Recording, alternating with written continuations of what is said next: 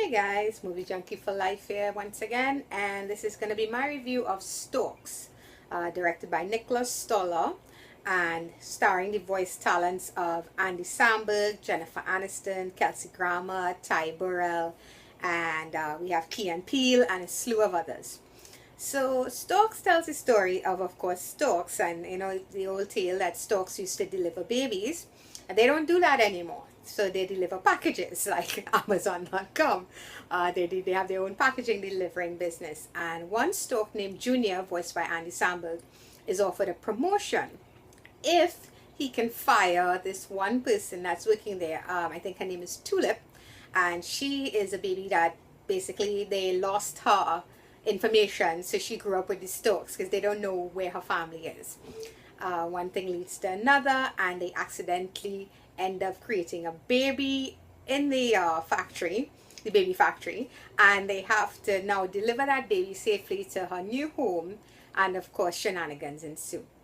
So Storks, I went into this one not really expecting anything, guys. I watched it mainly because I wanted to review it, and not so much because I was excited to see Storks. It looked, it looked fun, it looked harmless, but it didn't really interest me.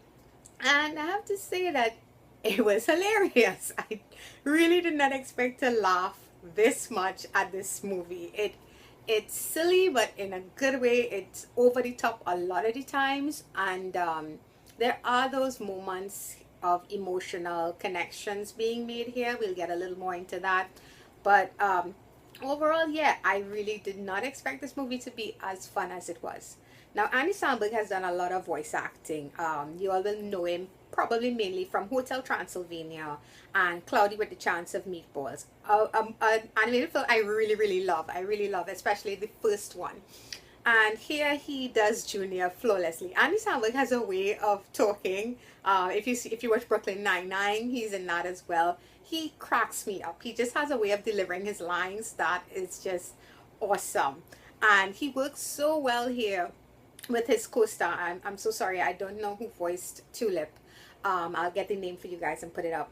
And the way they work off each other, it was just like rhythm. It was perfect. It was absolutely perfect. So they are the strength of this movie, and the movie of course has a lot of funny moments in it, and I think kids especially, not so much adults, but kids especially, will be cracking up at this movie.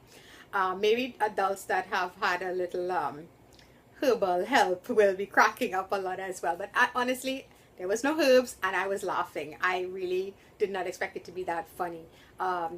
Key and Peele, they play the alpha and the beta wolf. You'll see them in the trailer, and again, these guys delivered. The whole thing with the wolves, it is so ridiculous and so over the top, but because it's so ridiculous, it had me in stitches. I think you see it in the trailer as well, where the wolves would form of a submarine, and there's one in the corner going boom, boom, and I'm just dying because it's just so stupid, but it's so funny.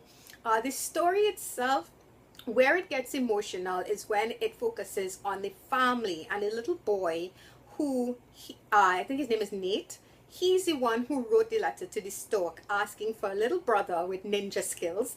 And because his parents, they're so caught up in their daily work life that they don't have the time to play with him.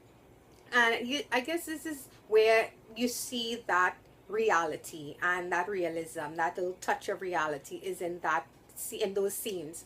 And the parents now, when they realize what it is he's trying to achieve by, he wants to build their house basically like a giant radar station so that the Storks could find it. They use that as a moment to connect with him because they realize that he's lonely. He's very lonely, and they try to connect with him. So those moments are the sweet moments in this movie when they focus on that family and what they're going through.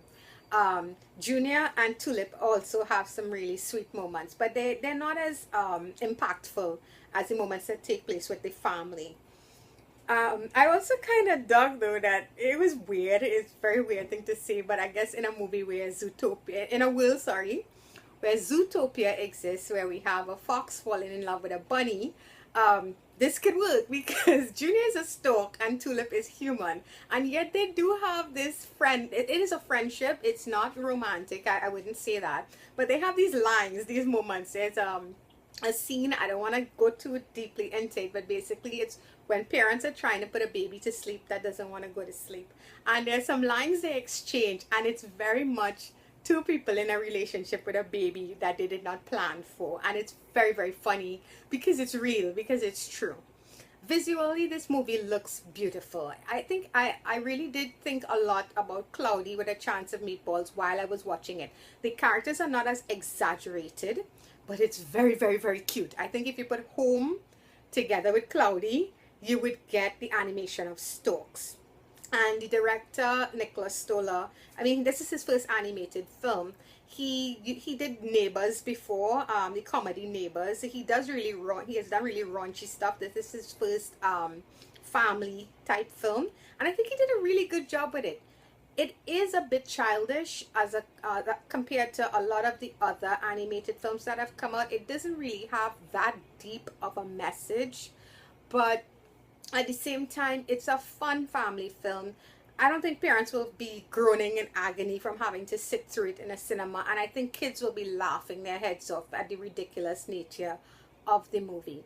So it's appealing, the story is easy to follow, and it's easygoing, and there's a lot of laughs to be had. So overall, guys, I'm gonna give Storks, sorry, a 6.5 out of 10.